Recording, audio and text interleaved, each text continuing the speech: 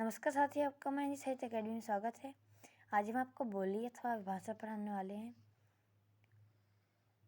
अगर आपको हमारी वीडियो पसंद आए तो जरूर सब्सक्राइब कीजिएगा और लाइक कीजिएगा हमारे वीडियो को।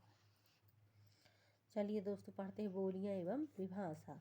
बोली अथवा विभाषा किसी क्षेत्र के में स्थानीय व्यवहार में प्रयुक्त होने वाला भाषा का वह अल्प विकसित रूप जिसका लिखित रूप तथा साहित्यिक नहीं होता है, बोली कहलाता है। उपभाषा या विभाषा का क्षेत्र बोली की अपेक्षाकृत विस्तृत होता है तथा इसमें साहित्य लेखन भी होता है। उपभाषा में एक से अधिक बोलियां होती हैं और जब उपभाषा अपने क्षेत्र का विस्तार करने लगती है और साहित्यकार उसे अपने साहित्य के द्वारा परिनिष्ठित सर्वमान्य रूप प्रदान करते हैं तो वह उपभाषा भाषा कहलाने लगती है।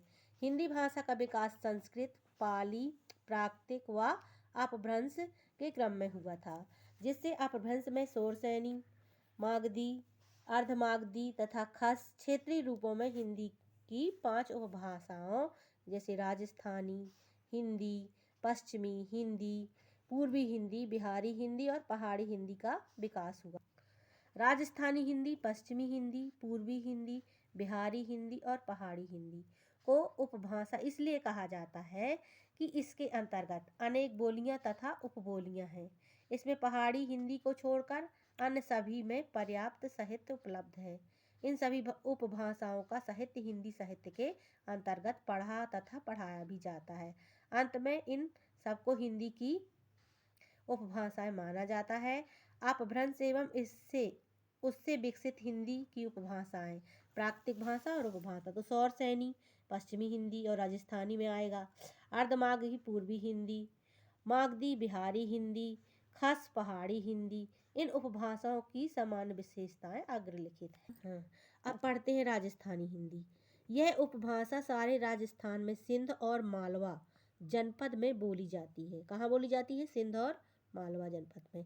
राजस्थानी उपभाषा की प्रमुख बोलियां मारवाड़ी, जयपुरी, मेवाती और मालवी हैं। एक युग में राजस्थानी साहित्य अत्यंत समृद्ध था। चंद्रबरदाई, दूरसाजी, बांकीदास, मुरारी दास, सूरमल आदि कवियों ने इनको गौरवान्वित किया है। बीसल देवरासो ने ढोला, मारूरा, दूहा और बेल कृष्ण रुक्मणीरी आदि इन उपभाषाओं के गौरव ग्रंथ हैं। राजस्थानी उपभाषाओं की प्रमुख विशेषताएं निम्नलिखित हैं।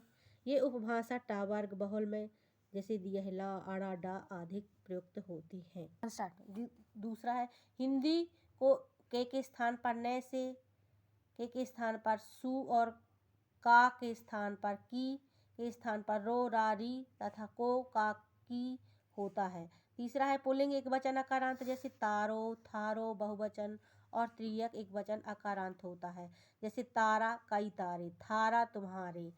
पुल्लिंग और स्त्रीलिंग के बहुवचन के अंत में आ आता है जैसे तारा ही, तारो, राता ही, रातो आदि। इस उपभाषा के बहुत से सर्वनाम और क्रियापद ब्रजभाषा से मिलते हैं, परंतु भविष्य काल में सारूप होता है जैसे चलसू तो मतलब चलूँगा, चलसी चलेगा। आज के लिए बस इतना ही।